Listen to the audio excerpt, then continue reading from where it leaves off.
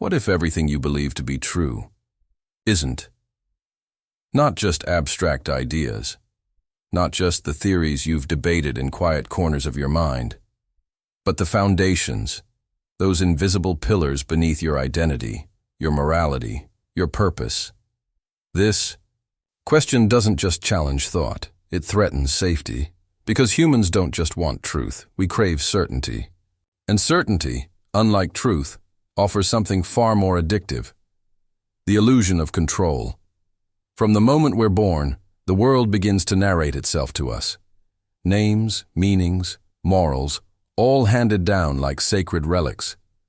The child accepts these not because they are accurate, but because they are comforting. A chaotic world becomes bearable only through order.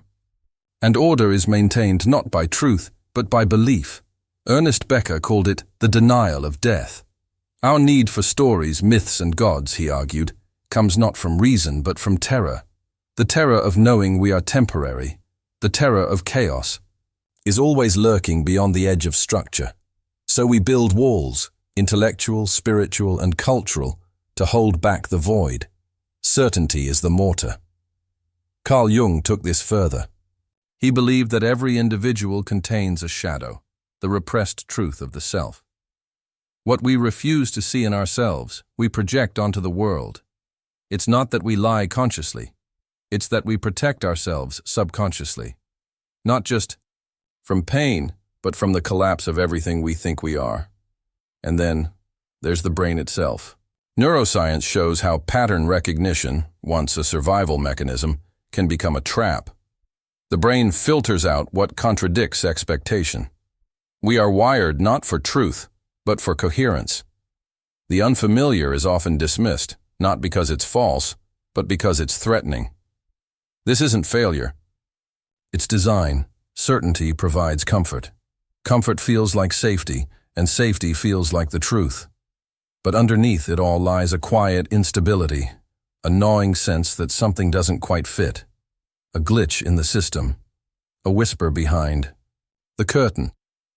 It's why conspiracy theories gain traction, even among the educated. Not because people are irrational, but because they are uncertain and desperate to replace confusion with explanation. Any explanation, even the dangerous kind. It's also why people will cling to harmful ideologies, to broken relationships, to toxic institutions. Because the fear of not knowing is more painful than the certainty of suffering. This is the seduction of certainty. The drug that calms the mind while enslaving it, and yet, every time history moves forward, it does so by shattering a former truth. Every revolution begins by questioning the unquestionable. Every paradigm shift starts as heresy. The world appears stable, until it doesn't. Until someone, somewhere, dares to ask, what if we're wrong? But this question is rarely welcomed. It threatens too much. Because truth, once challenged, doesn't just unsettle ideas. It unravels identity. So we build systems of belief that don't merely explain reality, they protect us from it. The moment you start to doubt, you begin to feel the ground shift. And nothing is more terrifying than the sense that reality may not be what you thought it was. But what if that fear is the beginning of real awareness? What if the collapse of certainty is not a failure, but a necessary descent? Because underneath the comfort of truth, something is buried. Something deeper, more ancient, more dangerous. And the real question isn't, is it true? The real question is, what are you afraid to see if it isn't? Truth is not a discovery waiting to be unearthed. Instead, it is a creation, a construct, crafted and refined over centuries to serve purposes beyond mere understanding. Imagine a world where what you hold as undeniable fact is not an absolute, but a carefully engineered narrative. From the dawn of civilization, humans have authored competing versions of truth, each shaped by the forces of power, fear, and the need for control. Religion, in its earliest forms, was humanity's first attempt at codifying truth. Myths and doctrines arose not only to explain the inexplicable, but to bind communities under shared beliefs and moral codes. These stories weren't neutral. They were tools wielded by priests and rulers to shape behavior and maintain order. The truth of the heavens and the earth became intertwined with authority, making dissent not just dangerous, but sacrilegious. As centuries unfolded, the Enlightenment promised a radical shift. Reason and empirical observation challenged old dogmas, elevating science as the new arbiter of truth. Yet even this objective truth carried its own agendas. Institutions, universities, governments, scientific bodies, standardized what could be accepted as fact. The gatekeepers of knowledge decided which truths would be disseminated and which narratives would be suppressed. Truth, then, was less about pure knowledge and more about consensus within structures of power. Friedrich Nietzsche famously described truths as illusions we have forgotten are illusions. This means the truths we hold onto are not eternal pillars of reality, but convenient fictions that serve to simplify a chaotic world. They are the stories we agree to believe, often without questioning, because they provide a semblance of stability and meaning. The emotional weight here is profound. It stirs skepticism in the viewer, a slow awakening to the possibility that inherited truths are not sacred certainties but malleable constructs shaped by those who seek to govern belief. When truth is a narrative rather than an absolute, it opens the door to questioning everything we have been taught and to seeing the world as a complex web of competing stories, each with its own motives and consequences. This revelation unsettles us. It forces a confrontation with the foundations of our knowledge and invites us to peer behind the veil of accepted facts. If truth can be invented, manipulated, or weaponized, then how do we navigate a world where certainty is elusive and knowledge is a contested terrain? This inquiry sets the stage for what lies ahead. The illusion of truth, once broken, reveals a deeper challenge: to seek not the comfort of fixed answers, but the courage to dwell in uncertainty and to question relentlessly. The invention of truth is a call to awaken, not to passive acceptance, but to active engagement with the forces that shape our reality. From constructed narratives, we move toward the recognition of the fractures within these stories. The next step is to understand what happens when the illusions shatter and the last illusions of truth begin to fall.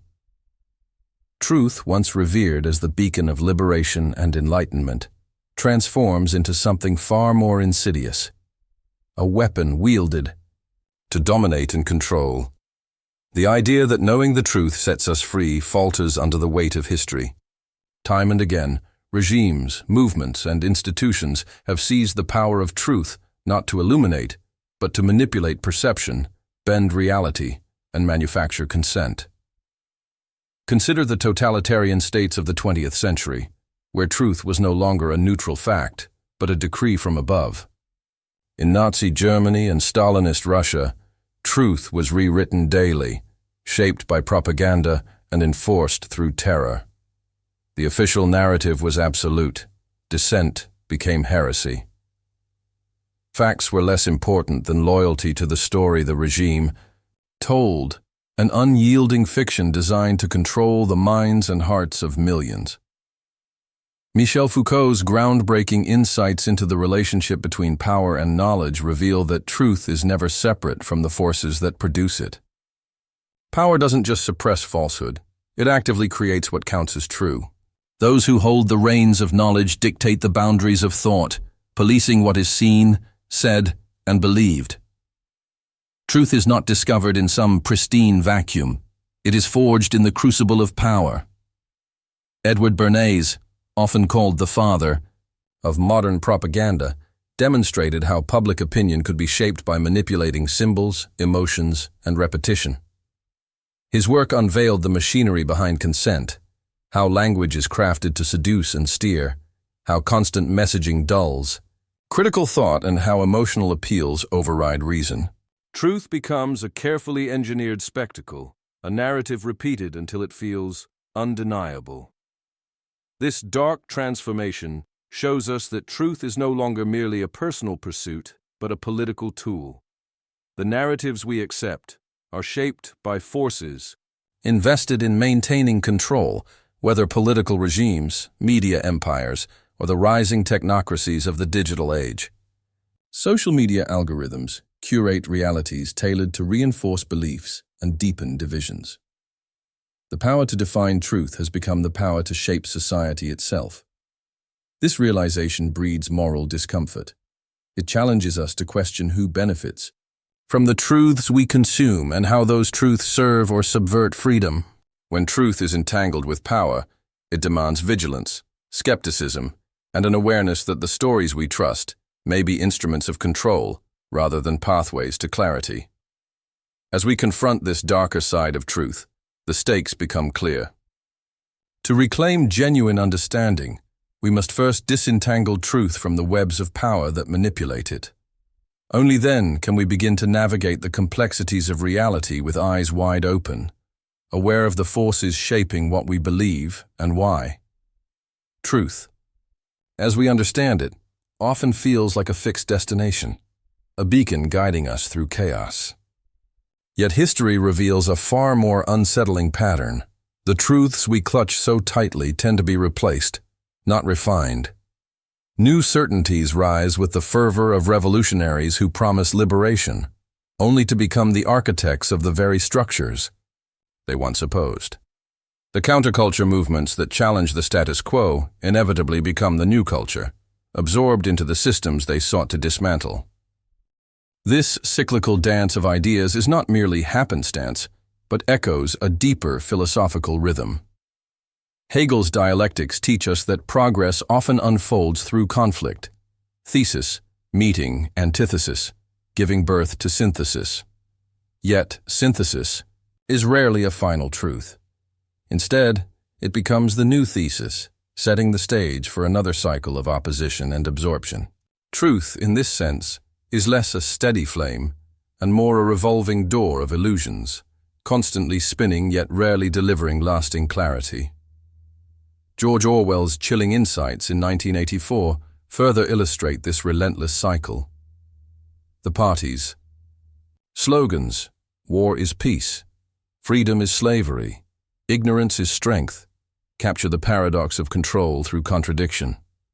Power sustains itself by inverting truths, forcing citizens to accept ever-shifting realities dictated from above. Orwell's world is a mirror reflecting the danger of rigid adherence to any truth that becomes a tool of dominance rather than understanding. Even those who begin as skeptics, questioning the narratives handed down to them, can find themselves trapped in ideological echo chambers. The hunger to be right blinds them to nuance, transforming critical inquiry into dogma. It's a sobering realization. Seeking truth is not immune to the seduction of certainty. Our minds crave belonging and coherence, and in that craving, bias creeps in, blurring the line between open exploration and rigid conviction. This section confronts us with the futility of simply choosing the right side in the battle of ideas. It challenges the comforting illusion that truth is a prize to be won, held tightly as a shield against doubt. Instead, it exposes truth as a mirror reflecting our own desires, fears, and the seductive need to belong to a tribe that validates our worldview.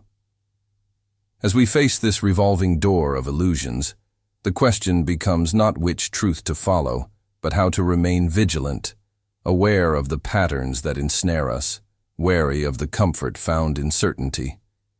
This awareness demands humility and an embrace of complexity, recognizing that every conviction risks becoming another illusion waiting to be overturned.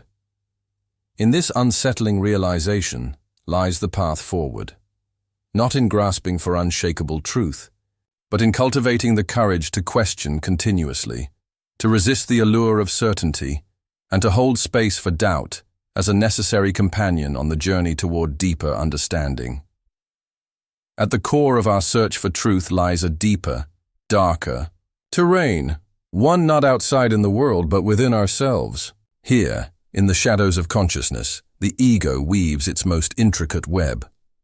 Drawing from the insights of Carl Jung, Gurdjieff, and ancient Buddhist teachings, we begin to see that the final fortress of illusion is the self itself.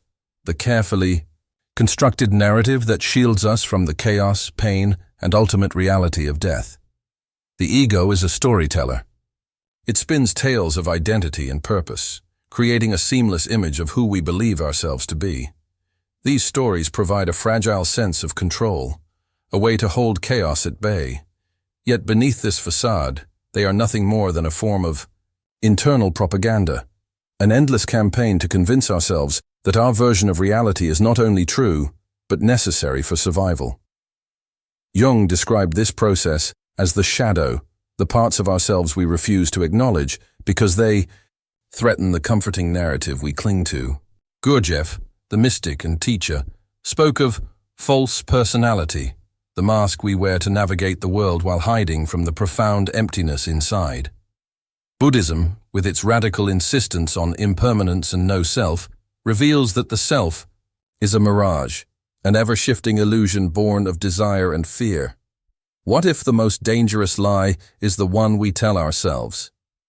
The belief in a fixed, unchanging self who deserves certain things, whose life must unfold along a predetermined script. These internal narratives shape how we see the world and justify our actions. They become propaganda machines, whispering that we are victims or heroes, that the world is just or cruel, that we are deserving or doomed. This realization is profoundly unsettling. It forces us to confront not external forces of manipulation, but our own minds, the final frontier of control. The ego's need to protect itself from chaos mirrors society's need to control its citizens. Both create realities that serve their survival, even if it means blind obedience to illusion. Yet this confrontation is also liberating. Recognizing that the self is a construct opens the door to transformation. It invites us to peel back layers of falsehood and face the abyss of uncertainty and impermanence. Here, in the void, lies the possibility of authentic freedom. Not freedom from the world's lies, but freedom from the lies we hold about ourselves. This inner abyss is where true courage is born. The courage to dismantle the stories that no longer serve, to live without the comfort of certainty, and to embrace the mystery at the heart of existence. In doing so, we begin to glimpse a truth beyond propaganda, one that is fluid, paradoxical, and deeply human. The final illusion falls not with a roar, but a quiet surrender. It is the moment we stop fighting to preserve our self-image and start in a world drowning in noise, where every conviction clamors for attention and every belief demands defense. There exists a silence so profound that it unsettles the very foundations of our understanding. This silence is not emptiness, nor is it surrender in defeat. It is a stillness beyond the grasp of certainty, a quiet space where the restless mind finally pauses. Here, the relentless pursuit of truth dissolves, not into despair, but into an unexpected freedom. Philosophers and mystics throughout history have pointed to this paradox. Truth is not always something to be captured or held tightly. Alan Watts, with his profound insights into Eastern thought, reminds us that the river of life cannot be held in our hands. It flows through us, and trying to seize it only brings frustration. Zen philosophy speaks of beginner's mind, a state of openness and humility that resists the urge to fix meaning or grasp final answers. It invites us instead to experience reality as it is, moment by moment, without the filters of judgment or expectation. This silence beyond belief is a radical departure from our conditioned need to define, explain, and control. It calls for a letting go, not just of falsehoods and illusions, but of the very desire to cling to truth as a fortress. It is an embrace of uncertainty so deep that it becomes a sanctuary rather than a threat. The mystical traditions, from the quiet deserts of the Sufi mystics to the meditative stillness of Buddhist monks, teach that surrender is not weakness, but strength.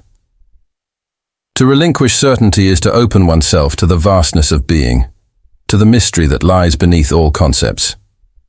In this space, truth is not a possession, but a living presence, beyond words, beyond thought. Emotionally, this moment in the journey is a breath, a calm after the storm of questioning and doubt. It is the exhale we rarely allow ourselves, the pause where fear of the unknown softens into wonder. Here, humility replaces arrogance, silence replaces noise, and presence replaces pursuit. We come to understand that the truth we sought so desperately throughout our lives was never a final destination. It was a path that leads not to answers, but to a profound acceptance of not knowing. In this acceptance there is liberation. The ego's grip loosens, and the soul finds space to breathe. This silence beyond belief invites us to live, without the burden of having to be right, to rest in the mystery that shapes existence. It challenges the deepest parts of us to embrace life without the need for certainty, without the illusion of control. In letting go, we discover that truth is less about conquering knowledge and more about surrendering to the vast unknown. Silence that speaks louder than any answer ever could. What if the very foundation we've built our lives upon, truth, was not a fixed point, but a shifting horizon? What if instead of clinging to rigid absolutes, we embraced a world where truth is not a destination, but a dance?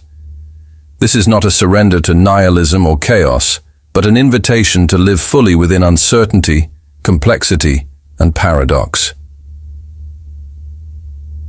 Imagine a life unshackled from the need to prove, defend, or possess truth.